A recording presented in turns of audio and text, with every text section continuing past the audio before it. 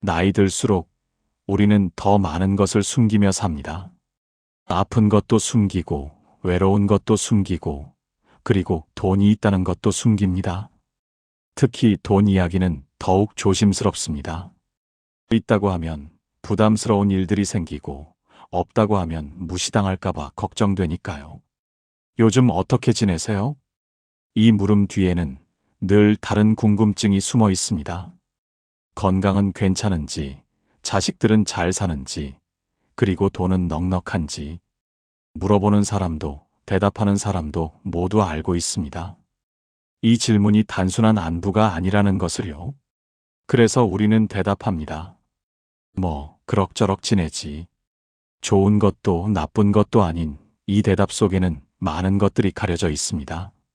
진짜 형편이 어떤지, 마음이 얼마나 불안한지, 앞으로가 얼마나 막연한지, 오늘은 그 이야기를 하려고 합니다. 왜 이 나이에 돈을 숨기며 살아야 하는지, 그리고 그것이 어떻게 노후의 평온을 지키는 방법이 되는지에 대해서요. 이미 많은 것을 경험하신 분들이라면 고개를 끄덕이실 겁니다. 그리고 아직 그 경험을 하지 못한 분들은 지금 이 순간부터 조금씩 달라질 수 있습니다. 젊었을 때는 몰랐습니다. 돈이 있다는 것이 얼마나 조심스러운 일인지를요. 오히려 그때는 가진 것을 보여주고 싶었습니다. 열심히 일해서 모은 재산, 아껴서 마련한 집, 그 모든 것이 자랑스러웠으니까요. 하지만 60대를 넘기고 70대가 되면서 깨닫게 됩니다. 가진 것을 드러내는 순간부터 관계가 변한다는 것을요. 자식들은 갑자기 효자가 됩니다. 평소에 연락도 잘 안 하던 자식이 명절마다 찾아오고 부모 생신을 챙기고 건강은 괜찮으세요? 라고 묻습니다. 그 말 속에 진심이 있는지 아니면 다른 계산이 있는지 알 수 없어 마음이 불편해집니다. 형제자매는 갑자기 가까워집니다. 오랫동안 연락 없이 지내다가 부모님 재산 이야기가 나오면 어느새 옆에 와 있습니다. 우리 부모님, 이제 나이도 있으신데 재산 정리 좀 해야 하지 않겠어? 라는 말로 시작되는 대화는 결국 자기 몫을 챙기려는 이야기로 끝납니다. 친구와 이웃도 달라집니다. 연금을 많이 받는다는 소문이 나거나 집을 팔아 목돈이 생겼다는 이야기가 퍼지면 갑자기 빌려달라는 부탁이 늘어납니다. 식사 한번 하자고 부르더니 끝에는 돈 이야기를 꺼냅니다. 나도 어려운 거 알지? 조금만 도와주면 안 될까? 처음에는 거절하기 어렵습니다. 평생 정들었던 사람들인데 어떻게 매정하게 외면할 수 있겠습니까? 그렇게 한 번, 두 번 도와주다 보면 어느새 당연한 것처럼 여겨집니다. 돌려받지 못하는 돈이 쌓이고 관계는 어색해지고 마음만 무거워집니다. 더 큰 문제는 이것입니다. 돈이 있다는 것이 알려지면 나를 대하는 모든 시선이 달라진다는 것입니다. 진심 어린 관심인지 돈 때문인지 분간할 수 없게 되고 그러면 사람을 믿기가 어려워집니다. 의심이 생기고 외로움이 깊어집니다. 반대로 돈이 없다고 알려진 노인은 또 다른 어려움을 겪습니다. 무시당하고 천대받고 쓸모없는 사람 취급을 받습니다. 자식들도 냉담해지고 친구들도 멀어집니다. 그래서 우리는 딜레마에 빠집니다. 있다고 해도 문제, 없다고 해도 문제. 도대체 어떻게 살아야 하는 걸까요? 답은 의외로 간단합니다. 있든 없든 그것을 드러내지 않는 것입니다. 조용히, 신중하게 자신의 형편을 숨기며 사는 것. 그것이 노후를 평온하게 지키는 첫 번째 지혜입니다. 1. 침묵이 관계를 지킨다. 아파트 단지에 사는 박 씨는 70대 중반입니다. 젊었을 때 사업을 해서 제법 재산을 모았고 지금도 매달 나오는 임대 수입과 연금으로 넉넉하게 생활하고 있습니다. 몇 년 전까지만 해도 박 씨는 그 사실을 숨기지 않았습니다. 친구들과 만나면 여행 이야기를 하고 손주들에게 용돈을 후하게 주고 종종 지인들에게 식사를 대접했습니다. 그러던 어느 날 오랜 친구 한 명이 찾아왔습니다. 나 좀 도와줄 수 있어? 아들이 사업하는데 자금이 급하대. 조금만 빌려주면 안 될까? 박 씨는 거절하기 어려워 돈을 빌려줬습니다. 그런데 그 후로 계속 비슷한 부탁이 이어졌습니다. 다른 친구, 먼 친척, 옆집 이웃까지. 처음엔 이번 한 번만이라고 생각했지만 결국 돌아오지 않는 돈만 늘어났습니다. 그리고 더 안타까운 것은 관계가 망가진 것입니다. 빌려준 사람도 빌린 사람도 서로 불편해졌습니다. 돈을 갚지 못하는 사람은 박 씨를 피하게 되고 박 씨는 그 사람을 볼 때마다 불쾌한 기억이 떠오릅니다. 결국 박 씨는 방법을 바꿨습니다. 더 이상 자신의 형편을 말하지 않기로 한 것입니다. 여행을 다녀와도 아들이 데려가서 다녀왔어라고 말하고 외식을 해도 할인 쿠폰이 있어서라고 둘러댔습니다. 연금이 얼마나 나오는지, 집이 몇 채인지, 통장에 얼마가 있는지는 절대 말하지 않았습니다. 그러자 신기하게도 관계가 편해졌습니다.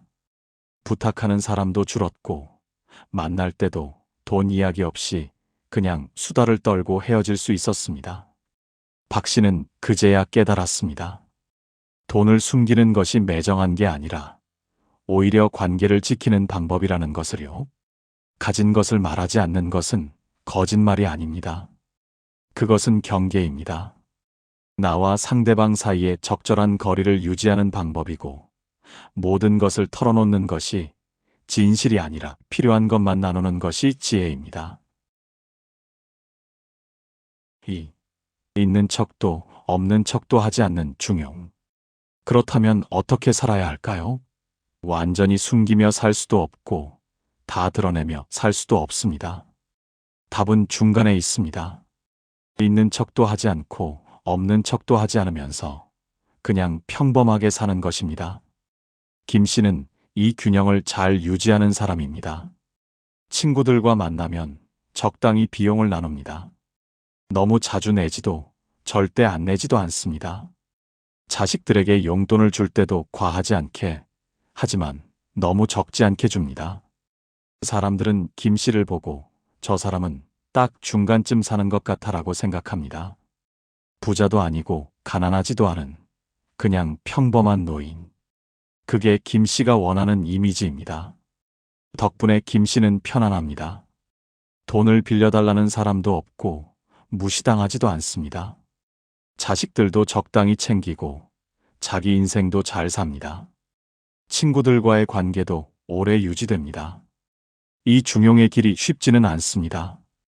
때로는 있는 것을 감추느라 불편하고 때로는 도움을 청하고 싶어도 참아야 합니다. 하지만 그 불편함이 노후를 지킵니다. 극단은 항상 위험합니다. 너무 많이 보여주면 노리는 사람이 생기고 너무 숨기면 정말 도움이 필요할 때 받을 수 없습니다. 그 사이 어디쯤에서 자신만의 선을 정하는 것, 그것이 노년을 현명하게 사는 방법입니다. 3. 연금과 재산은 철저히 개인정보다. 요즘은 모임만 나가면 연금 이야기가 나옵니다. 당신은 얼마나 받아? 나는 이만큼 나오는데. 처음엔 별 생각 없이 대답하곤 합니다. 그런데 그 순간부터 비교가 시작됩니다. 많이 받는다고 하면 부러움과 질투가 섞인 시선을 받습니다. 적게 받는다고 하면 동정 어린 눈빛을 마주해야 합니다. 어느 쪽이든 기분 좋은 일은 아닙니다. 최 씨는 공무원으로 30년을 일했습니다. 덕분에 연금이 제법 나옵니다. 처음엔 그 사실을 숨기지 않았습니다. 그런데 친구들이 알고 나서부터 미묘한 변화가 생겼습니다. 넌 좋겠다. 연금 많이 받아서. 이 말이 자꾸 들립니다. 만날 때마다 오늘은 내가 쏴라는 농담 아닌 농담이 이어지고 차를 사면 역시 연금 많이 받으니까 다른 애라는 말을 듣습니다.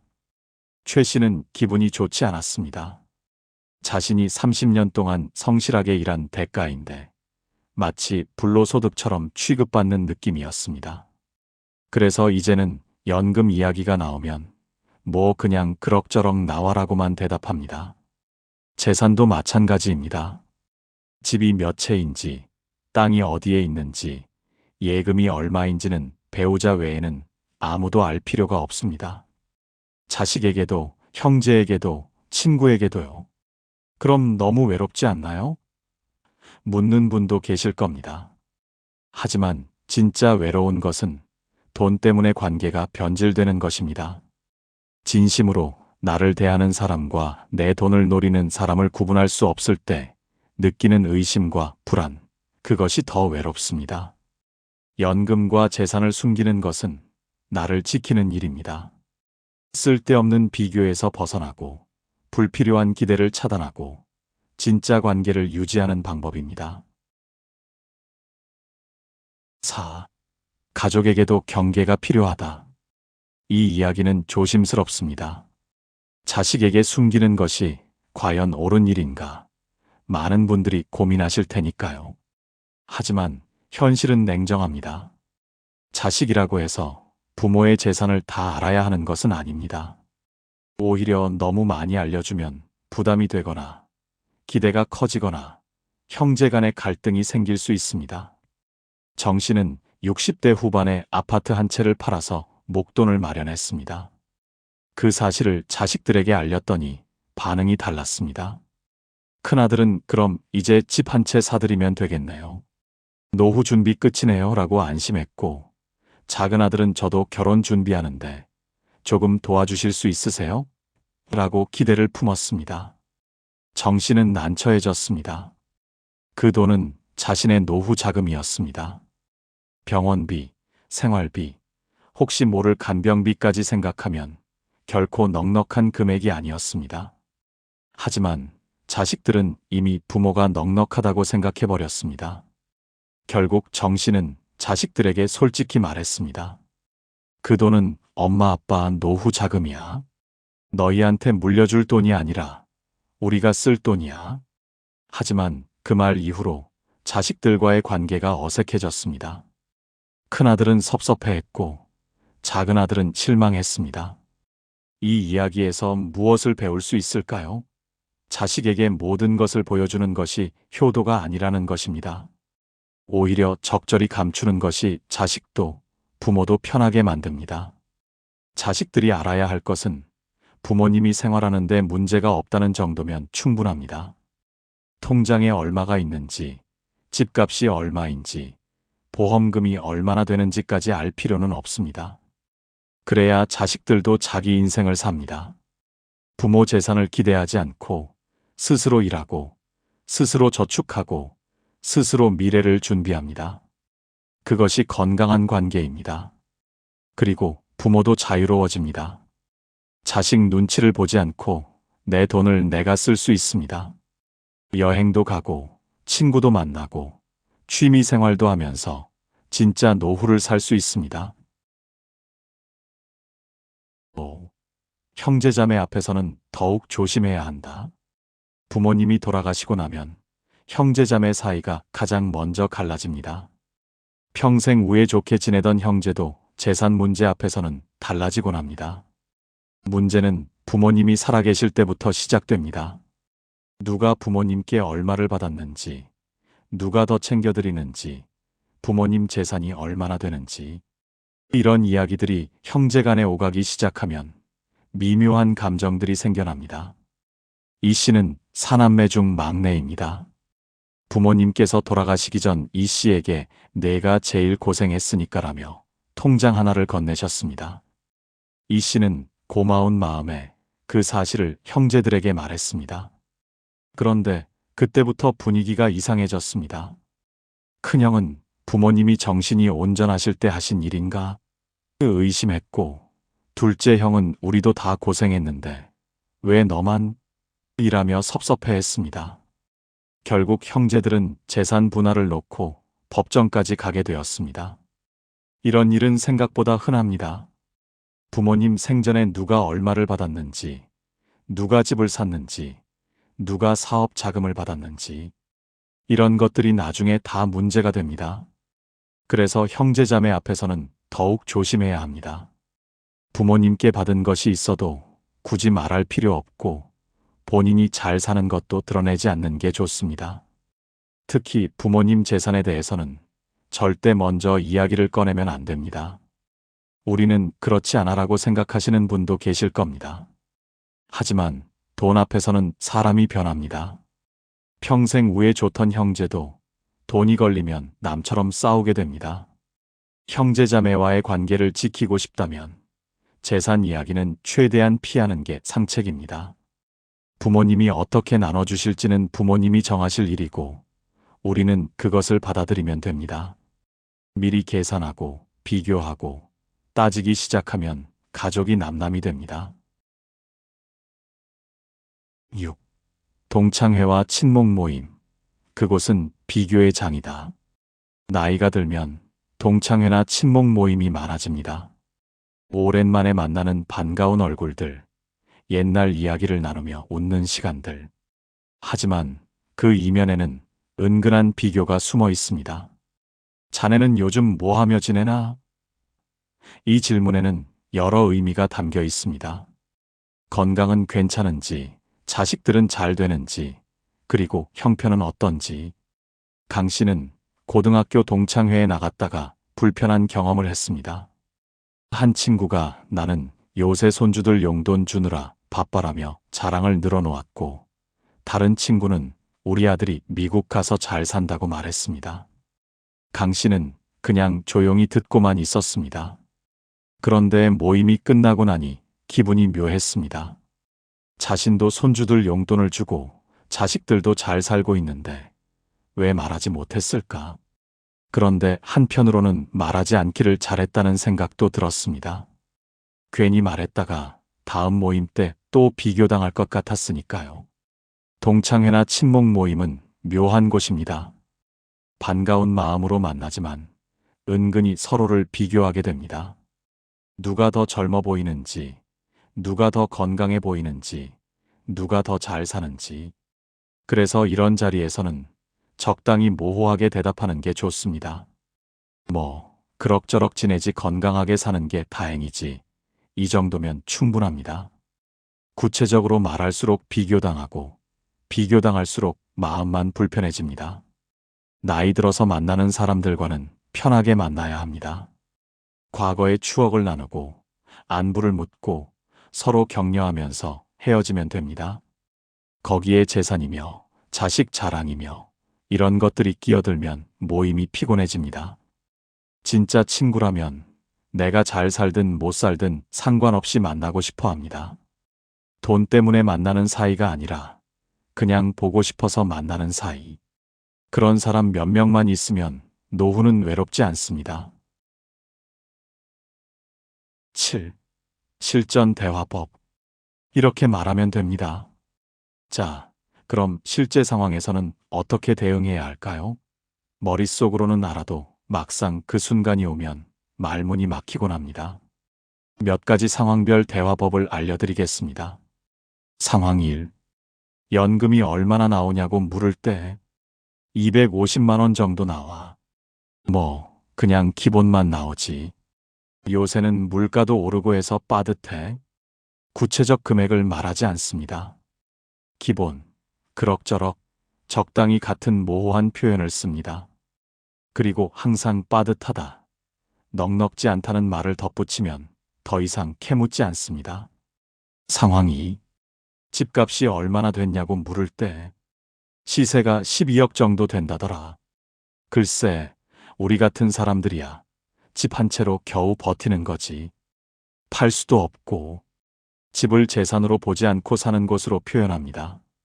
유동성 없는 자산임을 강조하면 더 이상 질문이 이어지지 않습니다. 상황 3. 여행 다녀온 걸 알고 부러워할 때 혼자 가서 좋은 호텔에서 일주일 있다 왔어. 딸이 여행 보내준다고 해서 다녀왔지. 나 혼자는 엄두도 못 내. 본인 돈이 아닌 것처럼 말합니다. 자식 덕 할인 혜택, 지인 도움 등을 활용하면 자연스럽습니다. 복권 당첨됐냐는 농담도 하하, 그럴 리가로 넘기세요. 상황 4. 돈 빌려달라는 부탁을 받을 때 미안해. 나도 여유가 없어. 애매하게 거절. 나도 요새 병원비가 만만찮아서 말이야. 아껴둔 것도 다 묶여 있고. 도와주고 싶은데 정말 미안하네. 건강 문제나 묶인 돈을 이유로 명확히 거절합니다. 미안해하되 확실히 선을 긋는 것이 중요합니다. 다음에라는 말은 절대 하지 마세요. 희망을 주면 계속 부탁이 옵니다. 상황 5. 자식이 재산 규모를 물을 때 그건 나중에 다 알게 돼. 회피. 엄마 아빠가 살아가는 데는 문제 없어. 그것만 알면 돼. 자세한 건 필요할 때 얘기하자. 당당하되 부드럽게 경계를 긋습니다. 걱정은 덜어주되 구체적 정보는 주지 않습니다. 너희 걱정할 필요 없다는 말로 대화를 끝내세요. 상황 6. 동창회에서 근황 자랑이 시작될 때 조용히 듣고만 있기. 다들 잘 사시네. 나는 그냥 건강하게 사는 게 목표야. 요새 산책하는 재미로 살아. 비교에 끌려가지 않고 화제를 건강이나 일상으로 돌립니다. 거창한 것 없이 소소한 행복을 이야기하면 상대방도 더 이상 자랑하지 않습니다. 상황 7. 형제가 부모님 재산을 물을 때 나도 잘 모르는데? 숨기는 듯한 느낌. 부모님이 알아서 하실 일이지. 우리가 미리 계산할 일은 아닌 것 같아. 부모님의 권한임을 분명히 합니다. 나도 관심 없다는 태도로 일관하면 형제 간 갈등을 예방할 수 있습니다. 상황 8. 카톡 프로필이나 사진 공유 요청. 여행지 사진, 좋은 식당 사진 계속 올리기. 손주 사진, 꽃 사진, 산책길 풍경 등 일상적인 것만 올리기. 경제력이 드러나는 사진은 피합니다. 평범한 일상에 집중하면 불필요한 추측이나 질문을 막을 수 있습니다. 이런 대화법의 핵심은 거짓말을 하지 않으면서도 정보를 주지 않는 것입니다. 죄책감을 느낄 필요 없습니다. 이것은 나를 지키는 지혜이고 관계를 오래 유지하는 방법입니다. 자, 여기까지 무엇을 숨길 것인가에 대해 이야기했습니다. 이제부터는 어떻게 자유로워질 것인가를 이야기하겠습니다. 여기까지 읽으면서 어떤 생각이 드셨나요? 이제 와서 뭘 바꾼들 소용있겠어? 라고 생각하셨을 수도 있습니다. 이미 주변 사람들이 내 형편을 다 알고 관계가 꼬여버린 상황이라면 더욱 그럴 겁니다. 하지만 늦지 않았습니다. 정말입니다. 오늘부터 조금씩 달라질 수 있습니다. 거창한 변화가 아니라 작은 태도의 전환으로 시작하면 됩니다. 먼저 돈 이야기를 덜 하는 것입니다. 친구들과 만나서 연금 이야기가 나오면 슬쩍 화제를 돌리세요. 요즘 날씨가 참 좋더라. 저번에 본 드라마 재미있었어. 이런 식으로요. 처음엔 어색할 수 있지만 몇 번 반복하면 자연스러워집니다. 둘째, 경계를 만드는 것입니다. 아무리 가까운 사이라도 돈 빌려달라는 부탁에는 단호하게 거절하세요. 미안하지만 나도 여유가 없어라고 말하는 것이 매정한 게 아닙니다. 서로를 위한 선입니다. 셋째, 건강에 투자하는 것입니다. 매일 30분씩 걷고 병원 검진을 빠짐없이 받고 몸이 보내는 신호를 무시하지 마세요. 돈을 아무리 많이 모아도 건강을 잃으면 의미가 없습니다. 건강이야말로 가장 확실한 노후 대책입니다. 넷째, 진심 어린 관계를 소중히 하는 것입니다. 돈 이야기 없이 편하게 만날 수 있는 사람, 힘들 때 전화 한 통 할 수 있는 사람, 그런 사람이 한두 명이라도 있다면 그것만으로 충분합니다. 100명의 아는 사람보다 한 명의 진짜 친구가 더 소중합니다. 다섯째, 쓸 때는 과감하게 쓰는 것입니다. 하고 싶은 일, 가고 싶은 곳, 먹고 싶은 것을 미루지 마세요. 돈은 쓰려고 모으는 것입니다. 특히 노년에는 더욱 그렇습니다. 지금 가고 싶은 여행이 있다면 가야 합니다. 내일은 몸이 더 불편해지고 내년은 더 힘들어질 수 있으니까요. 다만 그것을 자랑할 필요는 없습니다. 내가 즐거우면 그걸로 충분합니다. 이 모든 것이 어렵게 느껴진다면 그냥 이것 하나만 기억하세요. 내 인생의 주인은 나다. 남들이 뭐라고 하든 내 돈을 어떻게 쓸지는 내가 정합니다. 누구에게 보여줄지, 누구에게 숨길지도 내가 정합니다. 자식이라도, 친구라도 그들의 기대에 맞춰 살 필요는 없습니다. 나를 위해 사는 것이 이기적인 게 아닙니다. 오히려 그것이 가장 건강한 삶입니다. 내가 행복해야 주변 사람들도 편안해지고, 내가 불안하고 스트레스 받으면 그 감정은 고스란히 가족에게 전달됩니다. 그러니 오늘부터 조금씩 바꿔보세요. 완벽할 필요는 없습니다. 시행착오도 있을 겁니다. 하지만 한 걸음 한 걸음 나아가다 보면 어느새 더 평온한 노후를 살고 있는 자신을 발견하게 될 것입니다. 나이가 들면서 우리는 많은 것을 내려놓습니다. 젊었을 때의 욕심도, 남에게 인정받고 싶은 마음도, 세상을 바꿀 수 있다는 헛된 희망도 내려놓습니다. 그 자리에 새로운 것들이 들어옵니다. 평온함, 여유로움, 그리고 작은 것에서 느끼는 감사함. 돈을 숨기며 산다는 것은 결핍이 아닙니다. 오히려 성숙함입니다. 무엇을 보여주고 무엇을 감추면 좋을지 아는 것, 누구를 가까이 하고 누구와는 거리를 두면 좋을지 아는 것. 이것이 인생 후반전을 살아가는 지혜입니다. 우리는 이미 많은 것을 경험했습니다. 실패도 성공도 배신도 사랑도 겪었습니다. 그 모든 경험이 지금의 우리를 만들었습니다. 이제는 그 경험을 토대로 더 현명하게, 더 평온하게 살 차례입니다. 돈이 전부가 아니라는 것을 압니다. 하지만 돈 없이는 살 수 없다는 것도 압니다. 관계가 소중하다는 것을 알지만 모든 관계를 유지할 수는 없다는 것도 압니다. 이 모든 모순을 받아들이고 그 안에서 균형을 찾는 것, 그것이 노년의 과제입니다. 우리에게 남은 시간이 얼마나 될지 아무도 모릅니다. 10년일 수도 20년일 수도 있습니다.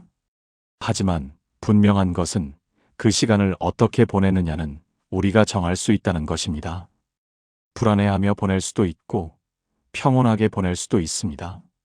남의 시선을 신경 쓰며 보낼 수도 있고 내 마음에 충실하게 보낼 수도 있습니다. 선택은 우리 몫입니다. 당신의 노후는 당신 것입니다.